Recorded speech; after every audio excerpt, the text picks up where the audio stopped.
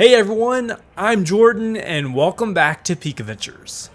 There's a mix of small changes and interesting updates happening all across Carowinds this week, including new updates at State Street Emporium, added theming in Aeronautica Landing, updates to the 2027 teaser area, and even a leadership change that could impact the park's future. Let's take a walk through the park and check out everything that's new this week.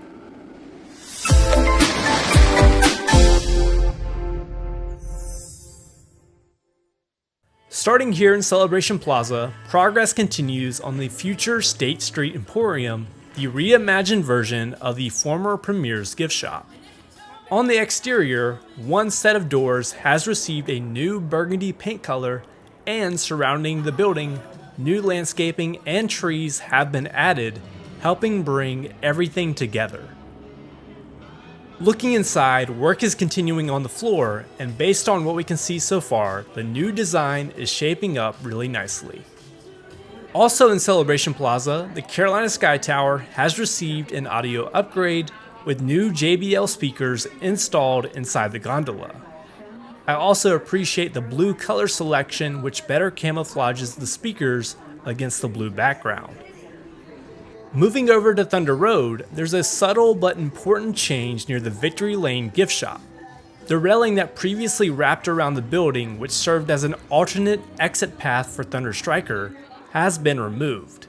This opens up the space significantly and should help reduce congestion in the area, given the new event space that backs up to the Victory Lane gift shop.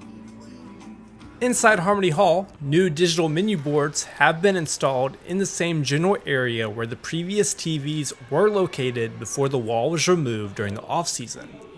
It's a nice update that improves visibility of menu options for guests ordering food.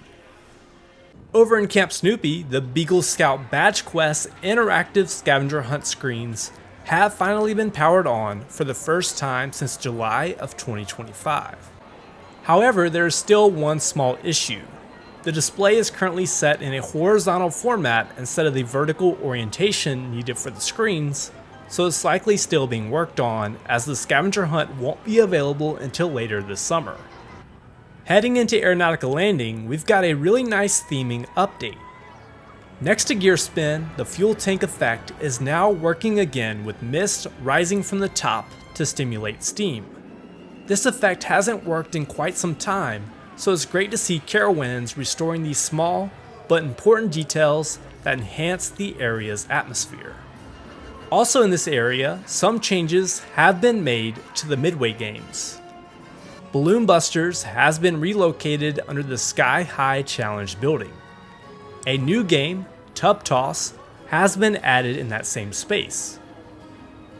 Meanwhile, the original Balloon Busters booth remains in place, but is currently closed. It'll be interesting to see what Carowinds chooses to do with the booth, given that it was specifically designed for the Midway game that occupied it. Over in Thrill Zone, the Operation Swarm Midway game area hasn't seen any major changes this week. In the Crossroads area of the park, the Carolina Candy Shop has reopened after its brief closure last weekend.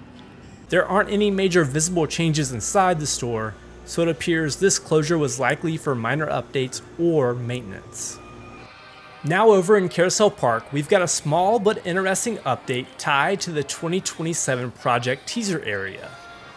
Additional theming elements have been added around the crates, including a candle and new artificial flowers and plants, adding a bit more storytelling to the scene. And from the Sky Tower, we can still see equipment on site at the construction area as work continues on Carowinds' next major addition. Viva La Fiesta is still underway at Carowinds and will continue through May 17th on Fridays, Saturdays, and Sundays. And if you haven't checked it out yet, it's a vibrant event celebrating Latin culture with food, drinks, and entertainment. And honestly, it's a noticeable improvement over last year's event. If you want a full breakdown of the event, be sure to check out my dedicated overview video on the channel. Carowinds will be hosting Grad Nite on Friday, May 1st from 7 p.m. to 1 a.m. Because of this, the park will close early to the general public at 5 p.m. before transitioning into the private event for graduating seniors. And finally, a big leadership update. Bridgette Bywater has officially been named the new park president of Carowinds and Carolina Harbor. She brings over 36 years of experience in the amusement industry, previously serving as the general manager of King's Dominion and as the corporate director of operations.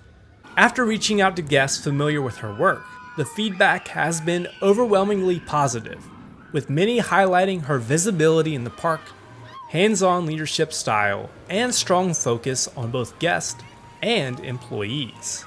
That kind of leadership could be a really strong sign for Carowinds moving forward. And that wraps up this Carowinds Park update. Overall, this week's update brings a mix of steady progress, small improvements, and some meaningful long-term changes across the park. If you enjoyed this update, make sure to subscribe for more Carowinds coverage throughout the season. Until next time, keep exploring with Peak Adventures.